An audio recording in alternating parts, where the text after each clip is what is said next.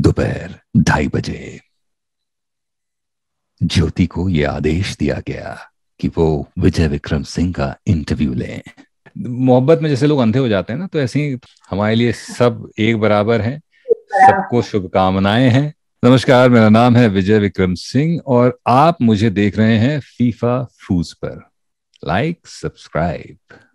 तो विजय जी, आपका एक बार फिर से हम स्वागत करना चाहेंगे फीफा पोस्ट पे। Yes, last year I think हमने पैंडेमिक के दौरान बात करी थी। फीफा फूज से हमारी बात हुई थी। जी जी जी। तो पहला सवाल मेरा यही है कि आपकी तबीयत फिलहाल कैसी है? तबीयत बिल्कुल ठीक है, थैंकफुली। सिर्फ पॉजिटिव थे, एसिम्टोमेटिक थे, कोई ऐसा सिम्टम नहीं था। 3 या 4 दिन पहले नेगेटिव हो गए। कल से काम भी शुरू कर दिया, सेट वगैरह पे भी जाने लगे हैं और वर्कआउट शुरू कर दिया, सबसे इम्पोर्टेंट चीज। जी तो तबीयत ठीक है बेसिकली। जी। और उस दौरान की अगर मैं बात करूँ, जब आप पॉजिटिव टेस्ट हुए तो हर जगह कहीं ना कहीं ये बात आने लगी कि अब कैसे होगा, क्या होगा, तो आपने कैसे मैनेज किया उन दिनों? एक्चुअली क्योंकि उस समय पॉजिटिव हुए, लोगों को पता नहीं था, तो ये सब स्पेकुलेशन हो रही थी कि अब क्या होगा क्या नहीं। मेरा रिकॉर्डिंग स्टूडियो होम सेटअप है, जहाँ से मैं अभी बात कर रहा हूँ। ये माइक है और ये कमरा साउंड प्रूफ है, इसमें अकूस्टिक्स का काम किया हुआ है। तो ये मेरा रिकॉर्डिंग सेटअप है घर का, जहाँ से मैं पिछले तकरीबन 8-9 साल से सारे रियलिटी शो जितने भी मैंने आज तक किए हैं, बिग बॉस को छोड़ के बाकी सब मैं अपने घर के सेटअप से ही करके वॉइस ओवर्स भेजता था पहले। ये चीज अब सामने आ रही है कि भाई मैं कर रहा हूँ, बट ये काम मैं पिछले 8-9 साल से करके भेज रहा हूँ। और क्योंकि ये सबके लिए कन्वीनियंट हो जाता है रियलिटी शोज में।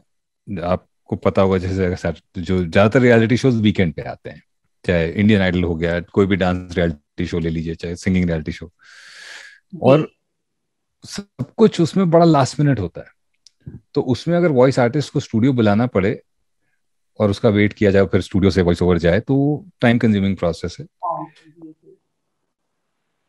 तो वो सब अवॉइड हो जाता है, सबके कन्वीनियंट हो जाता है। इसलिए मैंने ये सेटअप बनाया हुआ था, ये काम आने लगा, और ज्यादा काम आने लगा बेसिकली। और विजय जी, जिस तरीके से अगर बात की जाए आपकी परफॉर्मेंस की, वेब सीरीज आपने बैक टू बैक किए, पहले तो स्पेशल ऑप्स के लिए आपकी बहुत ज्यादा तारीफ हो रही है, फिर द फैमिली मैन के लिए अब जी। क्या कहना चाहेंगे कि जिस तरीके का प्यार मिला आपको? अनएक्सपेक्टेड था। फैमिली मैन में काम करना ही मेरे लिए अनएक्सपेक्टेड था। मैंने सोचा ही नहीं था कैमरे के सामने काम करने के लिए। इत्तेफाकन ये हो गया। तो जब इत्तेफाक हुआ तो फिर मैं उस इत्तेफाक को आगे लेके गया, क्राफ्ट पे काम किया थोड़ा सा, और फिर सीरियसली लोगों से मिलना शुरू किया। लोगों को बताना शुरू किया कि भाई जो भी हो, छोटा बड़ा कोई भी कैरेक्टर हुआ, मैं करने को तैयार हूँ। तो इस तरह करते करते बात स्पेशल ऑप्स तक पहुंची। स्पेशल ऑप्स में लोगों ने देखा कि थोड़ा और अभिनय के कुछ और रंग देखने को मिले। तो जो रिस्पांस मिला उसके लिए धन्यवाद है, जिन लोगों ने फेथ दिखाया उनके लिए धन्यवाद है, और जो लोग आगे फेथ दिखा रहे हैं अलग अलग चीजों में काम ऑफर करके, उनको भी शुक्रिया है। तो मतलब, और सबसे बड़ा शुक्रिया ऊपर वाले का जिसने ये रास्ता खोला। जी जी। और लोग काफी ज्यादा सरप्राइज भी हो गए थे कि मतलब जो बिग बॉस की आवाज हम सुनते थे उनको हम देख रहे हैं और वो इतना अच्छा परफॉर्मेंस दे रहे हैं, एक्टिंग कर रहे हैं, तो इसके लिए लोग काफी ज्यादा आपको और पसंद करने लगे। वो एक इंट्रीग फैक्टर होता है, जब आप किसी को नहीं देखते हैं तो उसके लिए उत्सुकता बढ़ ही जाती है। तो और बहुत लोगों को बहुत ज्यादा पता नहीं, कई लोग हैं वॉइस आर्टिस्ट जो अभिनय कर रहे हैं, पर लोगों को उनके बारे में पता नहीं है। जैसे निनाद कामत है, शक्ति सिंह साहब हैं, कई लोग हैं जो जो बहुत अच्छा काम कर रहे हैं, पर लोग जानते नहीं कि उनका ओरिजिनल प्रोफेशन, मतलब वो पहले निनाद तो खैर एक अभिनेता पहले थे, पर उसके बाद वो वॉइस में इतना ज्यादा बिजी हो गए कि एक्टिंग उन्होंने छोड़ ही दी ऑलमोस्ट। पर अब वापस पिछले 3-4 सालों में उन्होंने काफी ज्यादा काम करना शुरू कर दिया है। और जब वो कपिल शर्मा शो पर आए, तब लोगों को पता चला कि अच्छा, ये वो निनाद कामत हैं जो ये। तो एक इंट्रीग फैक्टर रहता है मेरे साथ भी। कई लोगों के लिए सरप्राइजिंग भी था। कई लोगों को बड़ा आश्चर्य हुआ, कई लोगों को बड़ा अच्छा भी लगा, पर जो रिस्पॉन्स था वो मेरे लिए it was a confidence booster, because when you get love from people it always inspires you to do more work, to more quality work. तो बड़ा अच्छा लगा जी। और सोने पे सुहागा कि मनोज बाजपेयी, टीके मैनन जैसे एक्टर्स के साथ स्क्रीन शेयर करना, ये कहीं ना कहीं हर एक आर्टिस्ट के लिए एक ड्रीम रहता है। तो आपके लिए ये किस तरीके का था जर्नी, आप कैसे बताना चाहिए एक्सपीरियंस? एक तो जाहिर सी बात है, स्क्रीन शेयर करना तो बहुत बड़ी बात है। उनके साथ समय बिताना, ना केवल स्क्रीन पे, बट जैसे मनोज सर के साथ भी काफी समय बिताया शूट के दौरान, और शूट के बाद भी हम लोग की एक हम चार पांच लोगों की, श्रेया हो गई, शारिब, मैं, सनी, हम सबकी, मनोज सर, बड़ी अच्छी बॉन्डिंग हो गई थी। तो उसके बाद हम लोग लंच पे भी मिले हैं, बर्थडे पार्टी उनकी बेटी की हम लोग ने अटेंड करी, तो एक बॉन्ड हम लोग का बन गया। तो वो समय जो बिताया वो तो बड़ा खास था। के सर के साथ और ज्यादा खास इसलिए हो गया कि हमने शूट के दौरान ही बहुत सारा समय बिताया। हम स्पेशल ऑप्स शूट करने पहले मॉरिशस गए थे। मॉरिशस में हम 39 डेज थे और शूट हम सिर्फ 4 दिन कर पाए, वहाँ लॉकडाउन हो गया तो बड़ी समस्याएं आ गई। पर थैंकफुली हम होटल में खेलते थे, क्रिकेट वगैरह खेलते थे, तो वो इंटरेक्शन का समय मिलता था। फिर हम यूक्रेन गए फाइनली शूट करने, तो 17 दिन वहां पर आफ्ताब के साथ, के सर के साथ, नीरज सर के साथ, उन लोगों के साथ समय बिताना, फ्री में अभिनय और जिंदगी की वर्कशॉप करना है। ना केवल टेक्निकल एस्पेक्ट्स आपको सीखने को मिलते हैं उनसे, बट जिंदगी के बारे में भी बहुत कुछ सीखने और समझने को मिलता है। क्योंकि एक डायरेक्टर का जो जिंदगी को देखने का नजरिया होता है और एक मंझे हुए अभिनेता का जो जिंदगी को देखने का नजरिया होता है, वो आपको बहुत एनलाइटन करता है, आपको बहुत it's inspires you lot. So I am really really blessed, I am really really blessed. जी विजय जी, आपसे जानना चाहूंगी सीजन 3 की अगर बात करें, हमेशा फैमिली मैन के हर एक सीजन के एक्साइटमेंट रहता है। हमने हल्की सी झलकियां भी देखी हैं। तो आपको किस तरीके के डीएम्स आ रहे हैं कि सीजन 3 में क्या होने वाला है, कैसे होने वाला है, कब शुरू होने वाला है?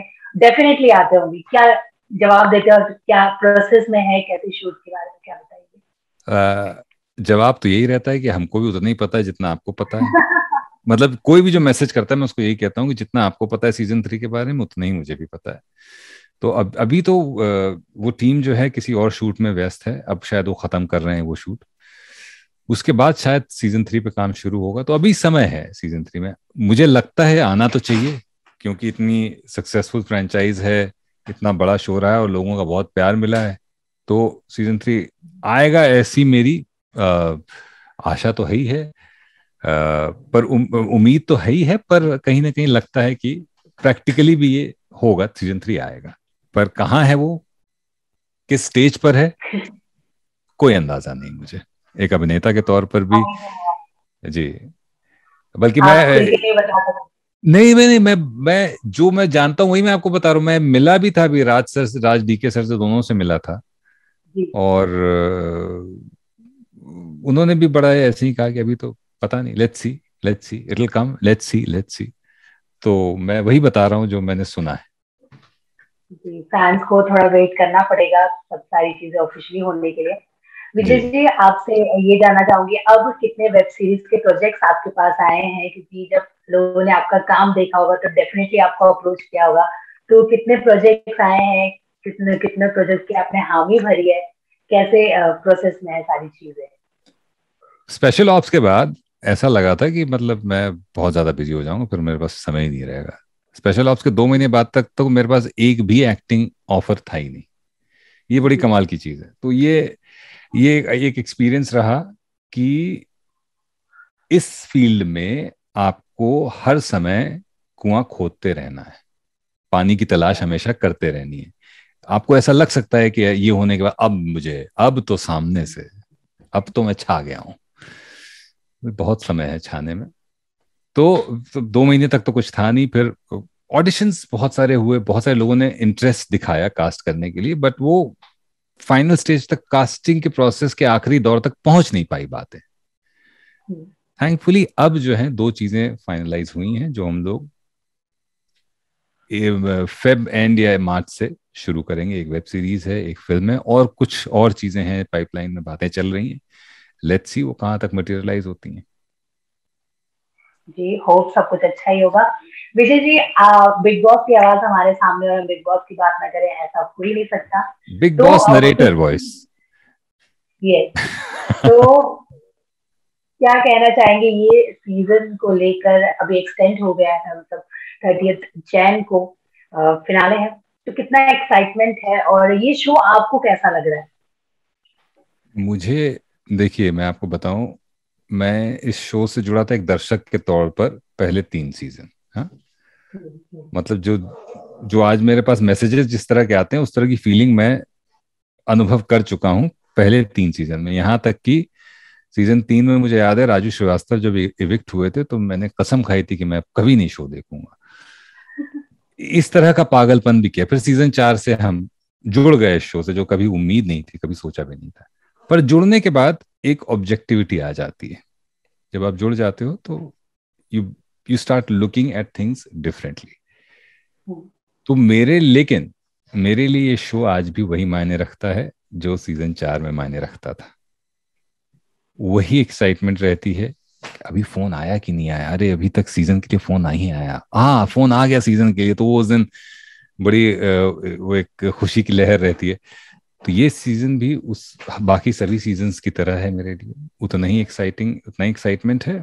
और इस सीजन में एक ही चीज जरूर हुई है कि थोड़ी सी नेगेटिविटी मेरी तरफ ज्यादा आई है। लोग ये भूल जाते हैं कि मैं भी सिर्फ एक हिस्सा हूँ।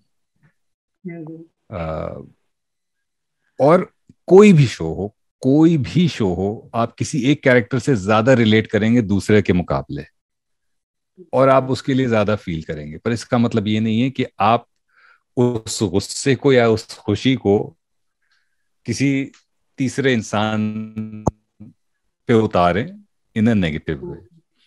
तो अभी भी पिछले इंटरव्यू में मैंने बताया, मैं आपको भी बता रहा हूँ, मेरे इंस्टाग्राम पे जाइएगा, मैंने स्पेशल ऑप्स की एक फोटो डाली। स्पेशल ऑप्स का एक, हमने यूक्रेन में कोई एक मोमेंट था, मैं के सर और आदिल तीनों बैठे हुए हैं, वो एक फोटो डाली हमने नाइट शूट की। और उसमें कमेंट सेक्शन में 2 लोग भयंकर तरीके से लड़ रहे हैं कि ये क्यों हुआ, वो क्यों हुआ। अ, मुझे खुशी इस बात की कि उसमें से एक शख्स मेरे बिहाफ पर उनसे बात कर रहा है कि भाई आप क्यों इनको इस तरह से परेशान कर रहे हो। तो वो चीजें थोड़ी सी डिस्टर्ब करती हैं, बाकी ये तो। जिस तरीके से घर के अंदर तो एक लड़ाई चलती रहती कंटेस्टेंट्स की कि हाँ कौन जीतेगा, क्या सारी चीजें, बाहर भी एक फैन वॉर चलते ही रहता है। और उस बाहर भी लोग फैन खेलते वॉर, रहते हैं। और फैन वॉर में अगर किसी ने गलत किया, किसी ने गलत बोल दिया तो अटैक, ये एक मोड चालू हो जाता है। जी जी आप जी। क्या कहना चाहेंगे इस फैन वॉर को लेकर? नहीं, मैं ये मानता हूँ कि ये एक बहुत अच्छा साइन है। देखिए, एक्सट्रीम इमोशन जब तक वो किसी को पर्सनली हार्म ना करे, वो ये दिखाता है कि इंसान कितना जुड़ा हुआ है उस किसी भी चीज के लिए। तो नफरत या मोहब्बत अगर दिखा रहे हैं शो के प्रति, तो इसका मतलब है कि जुड़ाव महसूस कर रहे हैं, जी। कि मैं इसके साथ इतना जुड़ गया हूं कि मुझे लग रहा है कि इसके साथ गलत हो गया है। मैं इसके साथ इतना जुड़ गया हूं कि मैं बहुत खुश हो गया अगर इसके साथ कुछ अच्छा हो गया। जी। ये दोनों ही इमोशन में हमारे लिए खुशी की बात यह है कि आप इतना जुड़ाव महसूस कर रहे हैं। जरूर। So that that is a positive thing. लेकिन किसी को पर्सनली ना घसीटें। करेक्ट। विजय जी, जब उमर रियाज का एविक्शन हुआ तो सबसे ज्यादा आपको पता ही होगा, ट्विटर पे, सोशल मीडिया पर हंगामा हो गया था, 17 मिलियन के ऊपर ट्रेंड चला था। क्या आपको भी अनफेयर लगा या फिर आपको लगता है, आपकी क्या है ओपिनियन? हम लोग जब किसी भी शो देखे, ऑब्वियसली हम उस चीज पे कमेंट नहीं कर सकते, बस मैं सिर्फ इतना ही कह सकता हूँ, अगेन वही बात, कि आपको जो भी लगे, अगेन एज आई सेड कि extreme emotion is also sign that you are feeling so attached to the entire process, to the entire show.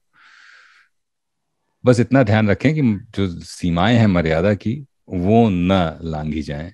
कई बार वो लोग भूल जाते हैं, that thin line, that fine line, वो ना हो। बाकी तो देखिए, सही गलत पर्सपेक्टिव की बात है, it's all about perspective.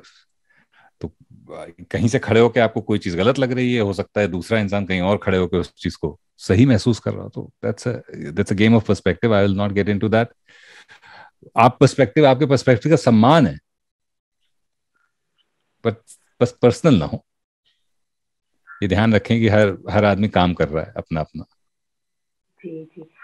Vijay ji, as an audience आपको किसका गेम अच्छा लग रहा है? क्योंकि डेफिनेटली तो इंटरव्यू देख रहे हो तो वो जानना चाहेंगे कि आपको गेम किसका अच्छा लग रहा है, कौन आपको पसंद है फेवरेट में, कुछ ऐसा। मैं ईमानदारी से आपको बता रहा हूँ, जब से मैं जुड़ा हूँ शो से, इस चीज से मैं थोड़ा सा ऊपर उठ गया हूँ। You look at the show in totality rather than the individuals. And the good thing is that the show is doing well. तो कोई एक नाम अगर आप बता सकें। एक नाम जो बहुत अच्छा कर रहा है वो है colours. Thanks to this show, I mean, thanks to all the shows that have been broadcast on the channel.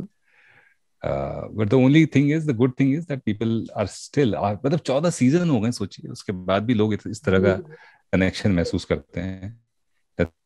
very that's a very good sign. जी जी। विजय जी, तेजवीरन की अगर जोड़ी की मैं बात करूं तो घर में भी प्लस बाहर भी कभी घर वाले टारगेट करते हैं, फेक है, पर बाहर जितना प्यार मिल रहा है तेजवीरन को और दोनों की फैमिली की तरफ से भी मंजूरी मिल गई है उनके रिश्तों को, आपको इनकी जोड़ी कैसी लगती है, तेजस्वी एंड कारण? I hope this is they're all beautiful. नहीं, ये इट इज मेरे लिए मुश्किल है बात करना शो के अंदर जो हो रहा है उसके बारे में बात करना। Just that I am, as someone who's associated with the show, I'm very happy that people talk about it so much. चाहे किसी जोड़ी के बारे में बात करें, चाहे किसी कंटेस्टेंट के बारे में बात करें, खुशी की बात यह है कि लोग जुड़ाव अभी भी महसूस करते हैं। So because 14 years is a long time, और उसके बावजूद उसी तरह का पैशन, उसी तरह का प्यार, उसी तरह की नफरत इन द सेंस कि अगर किसी को लगता है कि हम इसके साथ गलत हुआ तो उसी लोग बहुत ज्यादा बहने लगते हैं। तो ये भी प्यार की निशानी है। This is also something to be very happy about. पर हमको पसंद है कैसे भगवान सबका भला करे। Okay okay. और हमेशा बिग बॉस की अगर बात करूं, कलर्स की मैं बात करूं, तो बाहर या अंदर ये एक मुद्दा उठता ही उठता है कि इस कंटेस्टेंट को फेवर किया जा रहा है, इस कंटेस्टेंट के लिए बायस है। आपको क्या कहना है? आप जुड़े हुए हैं। इट्स अबाउट सी पर्सपेक्टिव की बात है। जब हम किसी के साथ बहुत ज्यादा इमोशनली इन्वॉल्व या अटैच फील करने लगते हैं तो उसकी हम सिर्फ अच्छाइयां देखते हैं, हमको ये नहीं, हमको गलतियां, थोड़ा ऑब्जेक्टिविटी हमारी खत्म हो जाती है, और तभी हमको ये सब बातें महसूस होने लगती हैं कि यार इसके साथ गलत हो रहा है, ये बहुत ज्यादा गलत हो रहा है। That is only because we are feeling so attached to that particular person, to that particular show. और एक समय के बाद ना आप देखेंगे कि ये सारी चीजें दे डाई डाउन। एक समय के बाद ये सारी चीजें खत्म हो जाती हैं। क्या रह जाता है? इस शो में ये हुआ था, इस शो में हुआ था। The show, it is the eventually the show that stage in people's mind. So वो एक मोहब्बत में जैसे लोग अंधे हो जाते हैं ना, तो ऐसे ही थोड़ा सा है ये इस मतलब किसी भी शो में, इनफैक्ट ये शो नहीं, कई जगह पर ये, मैं तो बहुत सारे शोज का हिस्सा रहा हूं, इस डांसर के साथ गलत हो गया, ये सिंगर उस सिंगर से ज्यादा अच्छा था, इसको ज्यादा वोट्स कैसे आ गए, इसको ये कमेंट कैसे मिल गया।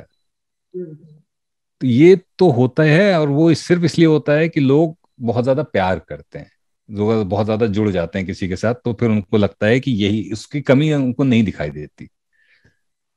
तो it's a very very natural process. हम अब थोड़े से इम्यून हो गए इन सब चीजों से। ओके अच्छा, टॉप 5 या टॉप 3 तो बता सकते हैं आप अपने? बिल्कुल भी नहीं, हमारे लिए सब एक बराबर हैं। सबको शुभकामनाएं हैं कि जो भी टॉप 5 में जाएं, जो टॉप 3 में जाएं, जो विनर हूं, बहुत मुश्किल है उस घर में रहना, इस तरह के माहौल में रहना, क्योंकि आपके पास ना फोन है, ना इंटरनेट है, ना किसी तरह का मनोरंजन का साधन है। तो जो भी जाए वो विनर है, वो विजेता है। उस जी लोग ये नहीं समझ पाते हैं कि कितना बड़ा सैक्रिफाइस कर रहे हैं लोग जो अंदर है। ये इट्स बात नॉट तो इजी। आपने सही बोली। जी जी। कि हर जिस तरीके से घर में रहना इतने लंबे समय तक अपने आप में ही हर एक कंटेस्टेंट विनर ही है। जी बिल्कुल बिल्कुल। विजय जी, अगर दो तीन लाइन अगर आप बिग बॉस की अगर बोले तो ऑडियंस को मजा आ जाए, क्योंकि वो तो सिर्फ आवाज सुनते हैं, पर आवाज के साथ जिस तरीके से आप बोलते हैं वो सुनना उनके लिए अलग एक्सपीरियंस दोपहर 2:30 बजे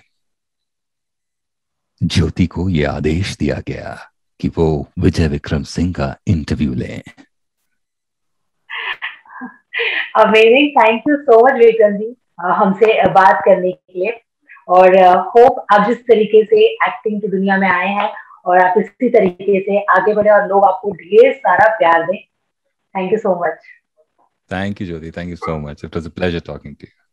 same year, same year, thank you.